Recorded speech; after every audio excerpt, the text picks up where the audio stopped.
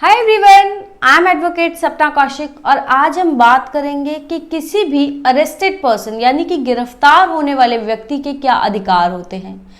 लेकिन उससे पहले एक और इम्पॉर्टेंट बात कि अगर आपने हमारा यूट्यूब चैनल अभी तक सब्सक्राइब नहीं किया है तो प्लीज़ हमारा चैनल सब्सक्राइब कीजिए, और अगर आप इस वीडियो को फेसबुक पर देख रहे हैं तो हमारे पेज अनम्यूट फैक्ट्स को लाइक कीजिए। अक्सर ऐसा होता है कि पुलिस वाले किसी भी व्यक्ति को बिना ग्राउंड्स के अरेस्ट कर लेते हैं या फिर उस व्यक्ति को ऐसे ही ले जाकर पुलिस स्टेशन में रख देते हैं और कई बार 2-4 दिन तक उस व्यक्ति को इलीगल डिटेंशन में रखते हैं, यानी कि मजिस्ट्रेट के सामने उसको प्रोड्यूस नहीं करते, उनका मेडिकल चेकअप नहीं करवाते या कई बार डॉक्टर से उसका चेकअप नहीं करवाते। तो ऐसे केसेस में हर व्यक्ति को ये जानना जरूरी है कि उस व्यक्ति के जिस व्यक्ति को गिरफ्तार किया गया है आखिर उसके अधिकार क्या हैं। अगर किसी भी व्यक्ति को इलीगली अरेस्ट किया जाता है यानी कि उसको नहीं बताया जाता कि उसको गिरफ्तार क्यों किया जा रहा है, या फिर उसको वकील मुहैया नहीं करवाया जाता, उसे मजिस्ट्रेट के सामने प्रोड्यूस नहीं करवाया जाता, फेयर ट्रायल नहीं दिया जाता, तो ये उसके सिर्फ कानूनी अधिकारों का उल्लंघन नहीं है, ये उसके फंडामेंटल राइट्स का भी वायलेशन है जो उसे आर्टिकल 20, 21, 22 में भारत का संविधान देता है। और अगर किसी भी व्यक्ति के मौलिक अधिकारों का फंडामेंटल राइट्स का वायलेशन होता है तो वो व्यक्ति आर्टिकल 32 के तहत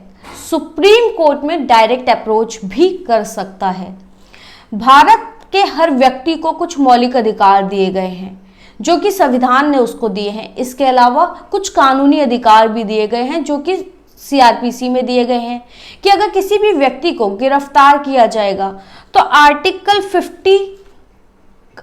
सेक्शन 50 का सबसेक्शन 1 कहता है सीआरपीसी का कि जिस व्यक्ति को गिरफ्तार किया जाएगा उसको बताया जाएगा कि उसको किन ग्राउंड्स पर गिरफ्तार किया जा रहा है, ऐसी कौन सी बात हुई है जिसके लिए उस व्यक्ति को गिरफ्तार किया जा रहा है। इसके अलावा सेक्शन 41B के अंदर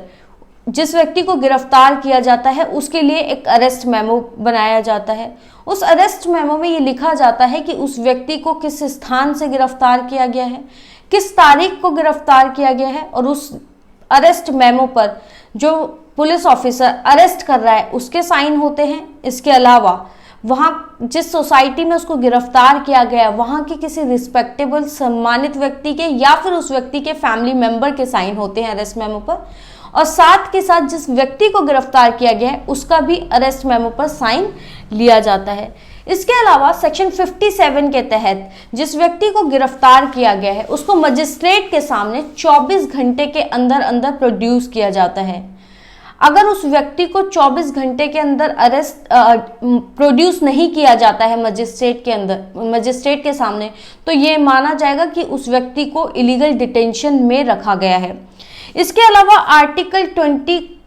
कहता है कॉन्स्टिट्यूशन का कि जिस व्यक्ति को गिरफ्तार किया गया है उसके पास ये अधिकार है कि अगर वो पुलिस ऑफिसर के किसी क्वेश्चन का जवाब नहीं देना चाहता, किसी सवाल का जवाब नहीं देना चाहता, तो वो साइलेंट रह सकता है, वो चुप रह सकता है, उसके साथ मारपीट नहीं की जा सकती किसी भी बात के लिए। इसके अलावा सेक्शन 41D कहता है सीआरपीसी का कि अगर जिस व्यक्ति को गिरफ्तार किया गया है उसके पास अपने वकील से मिलने का अधिकार है। इसके अलावा वकील से मिलने का अधिकार उसे भारत का संविधान भी देता है।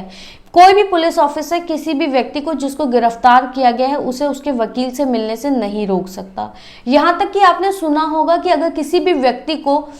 अरेस्ट कर लिया जाता है, जेल में रखा जाता है, तो जेल में जाकर भी वकील अपने मुवक्किल के साथ मिल सकता है। कोई भी व्यक्ति अपने वकील से जेल के अंदर भी मिल सकता है। पुलिस वाला अगर जब भी किसी व्यक्ति को गिरफ्तार करता है तो उस व्यक्ति को ये बताना पुलिस वाले की जिम्मेदारी होती है कि उसके पास बेल का अधिकार है, यानी कि अगर किसी व्यक्ति को अरेस्ट किया गया है तो पुलिस वाला उसको बताएगा कि बेल उसका अधिकार है और वो बेल के लिए अप्रोच कर सकता है। अगर कोई गिरफ्तार हुआ व्यक्ति गरीब है, उसके पास इतने पैसे नहीं हैं कि वो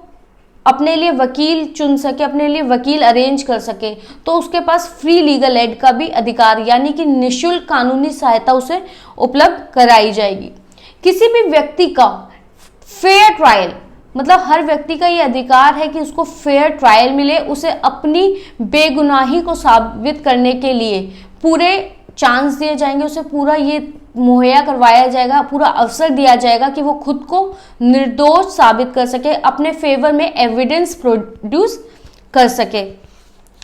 इसके अलावा सेक्शन 54 के अंदर मेडिकल प्रैक्टिशनर यानी कि डॉक्टर से उसका मेडिकल चेकअप करवाया जाएगा। अगर कोई भी व्यक्ति ये कहता है पुलिस वाले से कि मेरा मेडिकल चेकअप करवाया जाए, तो पुलिस वाले उसका मेडिकल चेकअप करवाएंगे। ये हर गिरफ्तार हुए व्यक्ति का अधिकार है। और पुलिस वाले वैसे भी जब भी किसी व्यक्ति को अरेस्ट करते हैं तो उसका मेडिकल चेकअप करवाते हैं, ताकि अगर पुलिस कस्टडी में किसी को कोई चोट आए तो ये साबित की जा सके कि ये चोट उसके पास पहले से नहीं थी, पुलिस कस्टडी में लगी है। और अगर कोई पहले से किसी को चोट लगी हुई है तो ये साबित किया जा सके कि उसको पहले से चोट लगी हुई थी, उसे पुलिस कस्टडी में मारा पीटा नहीं गया है। इसके अलावा कुछ और चीज़ें भी होती हैं, जैसे कि जब भी कोई पुलिस ऑफिसर किसी व्यक्ति को गिरफ्तार करने जाता है तो वो प्रॉपर यूनिफॉर्म में होना चाहिए, उसने नेम प्लेट लगाया होना चाहिए, जिससे कि पता चल सके कि उस पुलिस ऑफिसर का नाम क्या है, उसकी पोस्ट क्या है। जब भी किसी व्यक्ति को गिरफ्तार किया जाता है तो उसकी एंट्री डायरी में की जाती है, लिखा जाता है कि किस व्यक्ति को गिरफ्तार किया गया है, किस ऑफिसर ने गिरफ्तार किया है, कहाँ से गिरफ्तार किया है, किस ग्राउंड पर गिरफ्तार किया गया है। जब किसी व्यक्ति को गिरफ्तार किया जाता है तो उसके किसी फैमिली मेंबर को या उसके किसी दोस्त को इन्फॉर्म किया जाता है कि उस व्यक्ति को गिरफ्तार किया गया है। और इसी एंट्री में जिसमें ये लिखा जाता है कि किस व्यक्ति को किस जुर्म में कहाँ से गिरफ्तार किया गया है, वहाँ पर यह भी लिखा जाता है कि उसके किस फ्रेंड को या किस रिलेटिव को उसकी गिरफ्तारी की इंफॉर्मेशन दी गई है। तो हर व्यक्ति को पता होना चाहिए कि अगर किसी भी व्यक्ति को गिरफ्तार किया जाता है तो ऐसे कौन से अधिकार हमारे देश के संविधान ने, हमारे देश के कानून ने उनको दिए हैं। अगर इनमें से किसी भी राइट्स का वायलेशन होता है तो ये उसके मौलिक अधिकारों का उल्लंघन है। और अगर किसी भी व्यक्ति के कानूनी अधिकारों का उल्लंघन होता है, अगर कोई भी पुलिस वाला उसके राइट्स का वायलेशन करता है तो ऐसे पुलिस वालों के खिलाफ एक्शन लिया जा सकता है। इस गिरफ्तारी को इलीगल डिटेंशन माना जा सकता है। उन पुलिस वालों के खिलाफ एक्शन लिया जा सकता है। यहाँ तक कि जिस व्यक्ति को गिरफ्तार किया गया है, अगर उसके मौलिक अधिकारों का हनन होता है तो वो व्यक्ति सुप्रीम कोर्ट में डायरेक्ट आर्टिकल 32 के अंदर अपनी रिट पिटीशन फाइल कर सकता है। सुप्रीम कोर्ट ने DK Basu versus state of West Bengal में काफ़ी सारी डायरेक्शंस दी थी कि अगर किसी भी व्यक्ति को गिरफ्तार किया जाएगा तो उसके अधिकारों की रक्षा की जानी चाहिए। जैसे कि हमने आपको बताया कि उसका मेडिकल चेकअप होना चाहिए, 24 घंटे के अंदर अंदर उसे मजिस्ट्रेट के सामने प्रोड्यूस किया जाना चाहिए।